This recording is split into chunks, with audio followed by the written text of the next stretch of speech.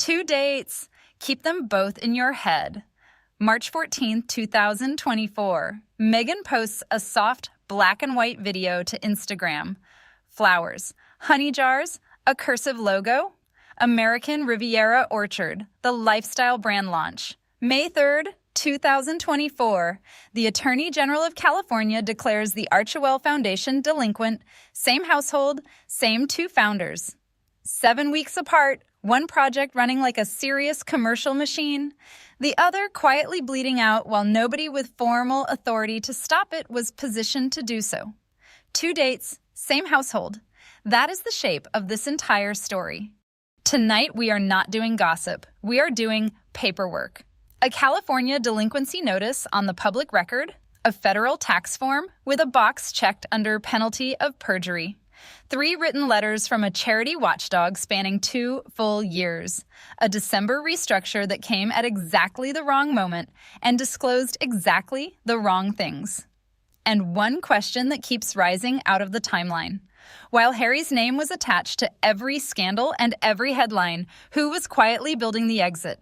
This is not opinion. The filings are public. The dates are documented. The only work required is reading them in sequence. Here is why this matters more than the usual royal noise. Charities are not family money. The donations that came into Archewell were given in trust. People wrote those checks because they believed the cause was real and the governance was serious.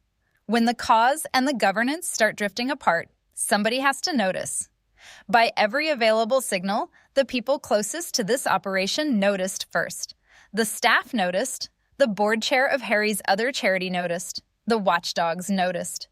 And the timeline of who left, when, and what they said on the way out tells a story the press releases do not. Tonight, we are going through the full picture. The 2-person board that has no independent oversight. The audit certified to exist on a legal filing and then withheld across 3 written requests. The May 2024 delinquency that arrived 7 weeks after the brand launched. The December 2025 restructure into a less transparent form. And the wider question that sits underneath all of it. When the regulatory hits all landed on one project and the brand never missed a launch window. Which side of the household was getting the serious operational attention? Let's start with the board, because every problem downstream flows from this single structural fact. Who watches the money at the Archewell Foundation? Who provides independent oversight? Who sits at the table and protects donors from blurred lines between charitable activity and commercial interest? The answer is 2 people, Meghan and Harry. That is the entire governance structure of a foundation that publicly raised millions of dollars. No independent trustee, no external voice. Nobody at that table who is not financially tied to the founders and operationally part of the same household. Charity Watch put this in writing in the plainest language a watchdog uses. The foundation reports only 2 board members, a setup that falls well short of widely accepted nonprofit governance best practices. Let me translate that out of watchdog code. Charity Watch is describing a governance structure that does not meet the minimum standards the nonprofit sector itself established over decades. Think about what it actually means in practice. If one board member wanted to redirect the organization's energy toward a commercial brand launch for several months, the only person who could formally object is the other board member, who lives in the same house, who is married to the person making the decision. There is no independent governor to say no on behalf of the donors. It is structurally impossible for the foundation to overrule its own founders, because its own founders are the entire structure. That setup is fine when everything is running well. When the numbers start to move in the wrong direction, a 2-person board is not a minor flaw. It is the thing that allows every other problem to accumulate without anyone at the institution being able to formally say stop. Now, let's talk about the numbers, because the numbers are not subtle. Money in for 2024, $2.1 million. Money out, $5.1 million. A $3 million deficit in a single year. In the same year, the lifestyle brand was launching, selling out, and being covered everywhere as a success story. Go back further, and the trajectory is worse.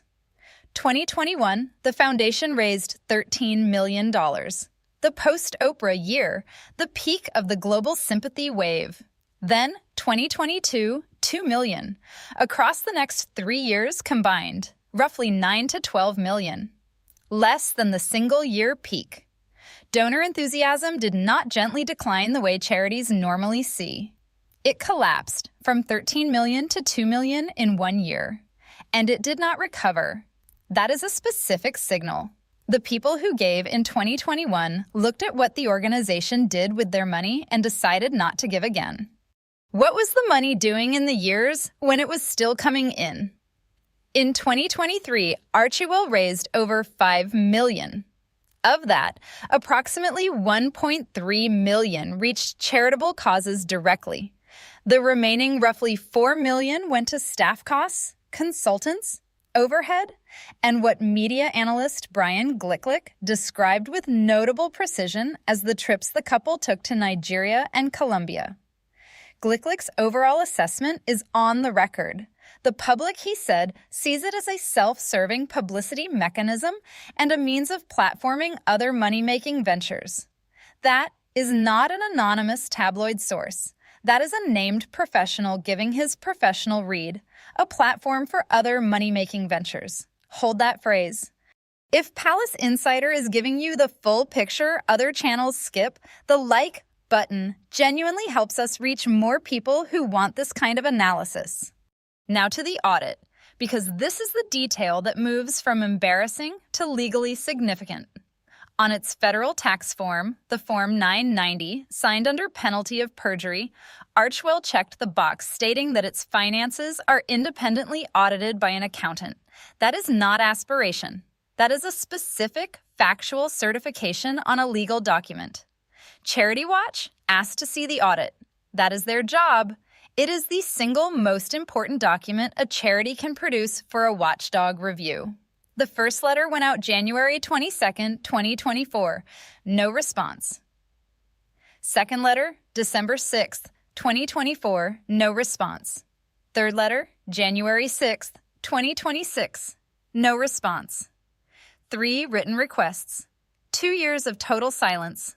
From an organization that had certified the audit existed. There are only 2 readings of that silence. The first is that the audit is clean, complete, and sitting in a filing cabinet, and the organization simply chose not to produce it across 3 letters spanning 2 years for no reason that can be coherently stated. That reading does not hold up. A charity trying to rebuild donor confidence after a delinquency notice does not sit on a clean audit. Producing it would cost almost nothing and buy back significant credibility. Not producing it across 3 requests achieves the opposite.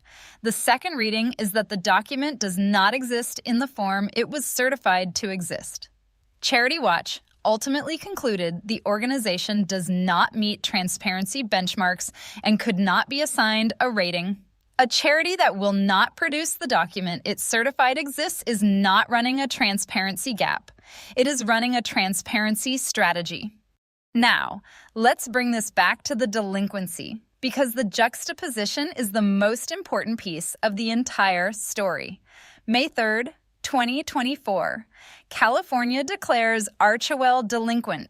The official trigger is a filing issue. A check reportedly never arrived. But state attorneys general do not pull a license to operate over a single missing envelope unless the underlying paperwork is already making the office uncomfortable. The delinquency is the symptom.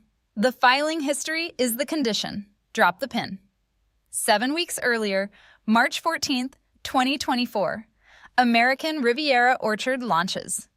Picture the split screen. On the left, Meghan on Instagram. Flowers, honey jars, a brand she described as an extension of herself. On the right, a shared charity with a 2-person board, a $3 million annual deficit, and a state regulator about to flag it as delinquent. Same household, same months. The pattern in those dates is not subtle. And then, it happened again. The California registration lapsed a second time on May 15, 2025. The most recent filing the state had on record ran only through the end of 2023. 2 separate compliance failures in 2 years. The brand, meanwhile, never missed a scheduled product drop. When a compliance failure repeats twice in 2 years on the same registration, in the same period when the commercial brand never misses a launch window, the pattern stops being coincidence. It becomes evidence of where the operational attention actually was. 2 dates, same household, and the operational attention was clearly going one direction. Now, let's talk about James Holt, because the human layer of this story matters as much as the documents.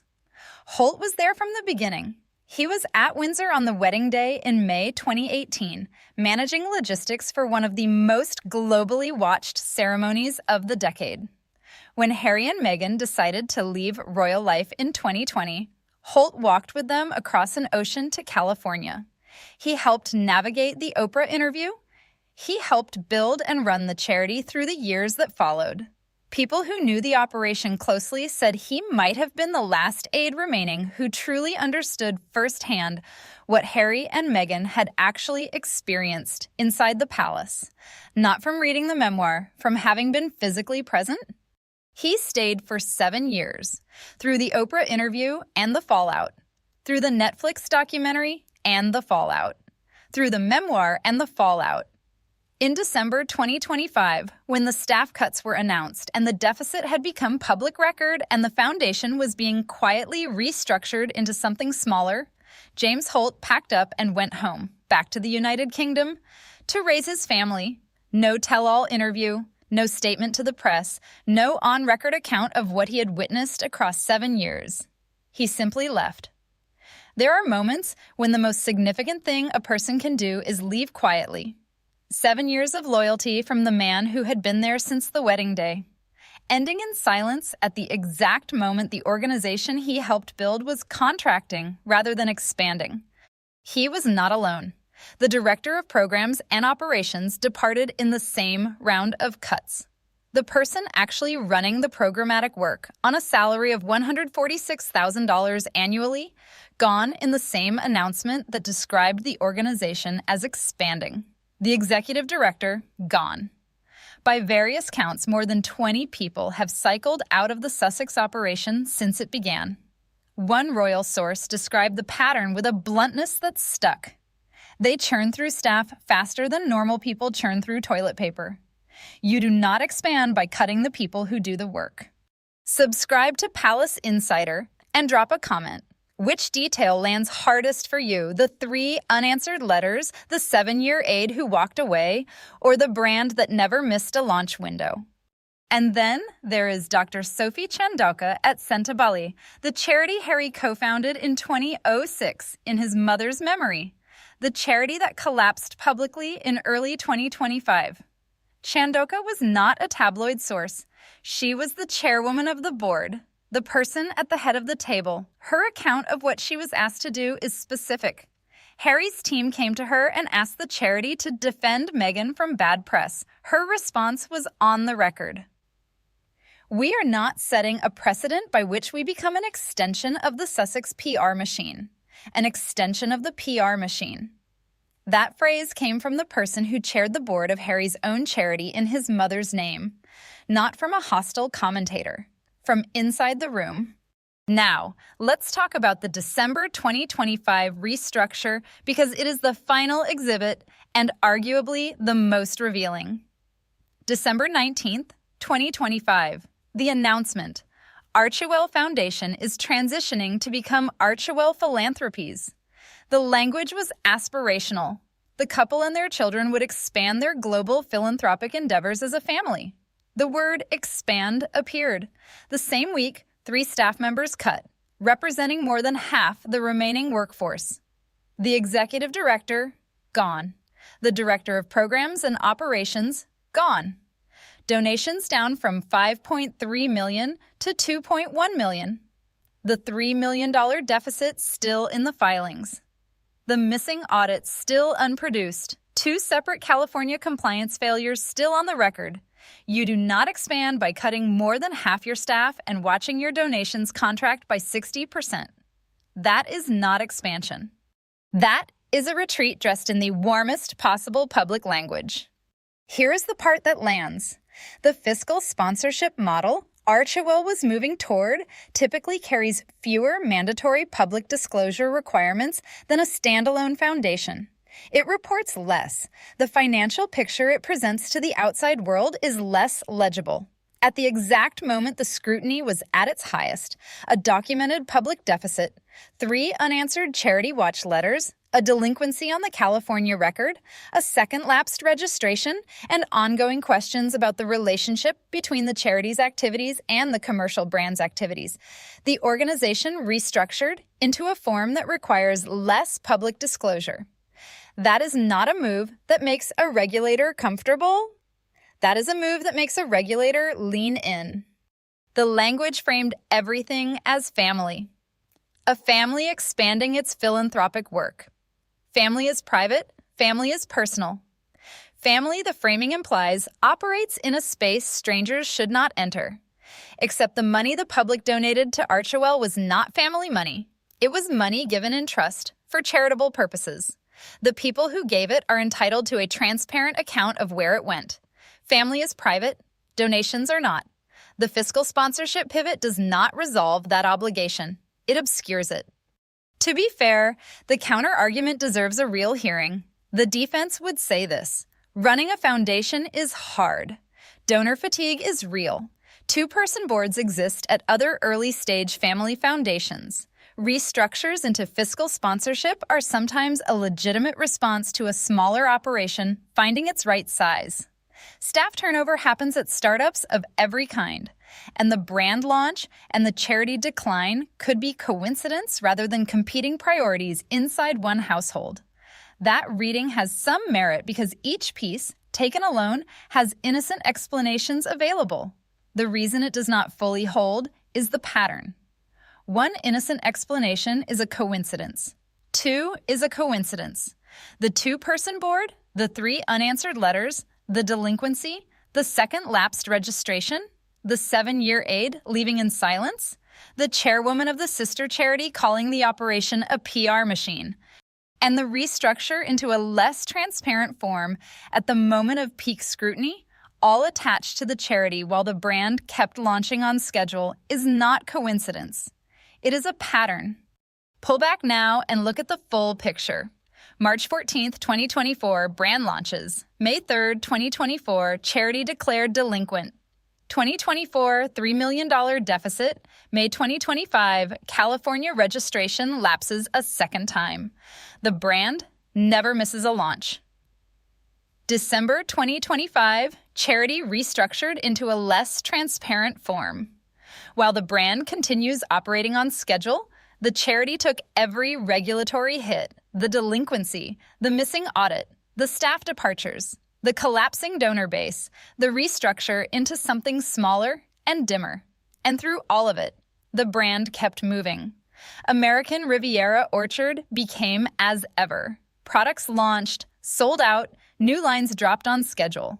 The Instagram presence stayed warm and aspirational and completely, visually separated from the paperwork accumulating on the other side of the household. One of these 2 things was run like a serious commercial operation.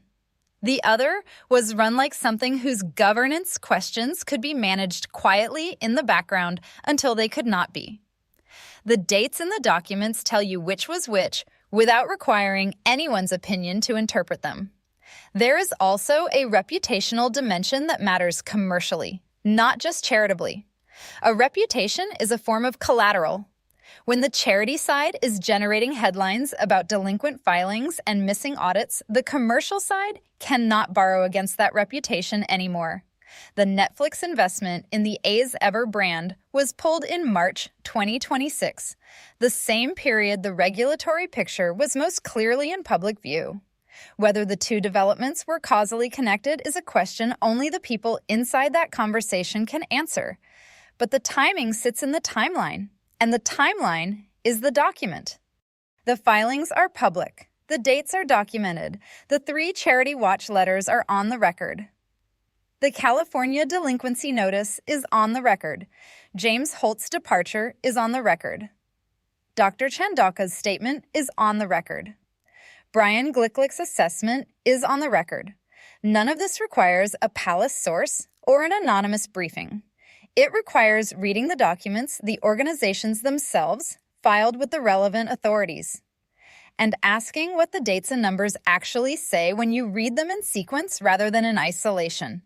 The charity was delinquent in May 2024. The brand launched in March 2024. The registration lapsed again in May 2025. The brand never missed a launch window. The restructure came in December 2025 into a less transparent form at the moment of peak scrutiny. These are dates. These are documents. They do not require interpretation to be legible. Paperwork does not have an agenda. It does not cry on television. It does not give interviews.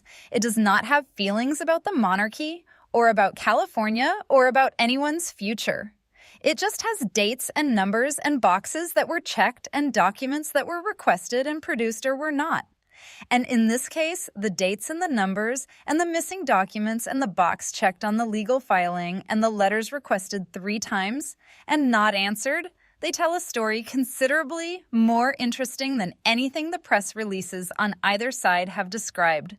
Not because they prove malice, because they show in the documented record where the attention and the energy and the serious operational management were going, and where they were not. 2 dates, same household. That is the story the dates tell. So here is the question for you. Which detail in this timeline lands hardest? The 2-person board with no independent oversight, the audit certified to exist on a legal filing and then not produced across 3 written requests over 2 years, or the restructure into a less transparent form at the exact moment the scrutiny was highest. These are not rhetorical questions. They have different answers depending on what lens you bring to the documents. Drop your honest take in the comments below. Subscribe to Palace Insider so you do not miss what comes next. And a like genuinely helps us reach more people who want this kind of analysis. See you in the next one.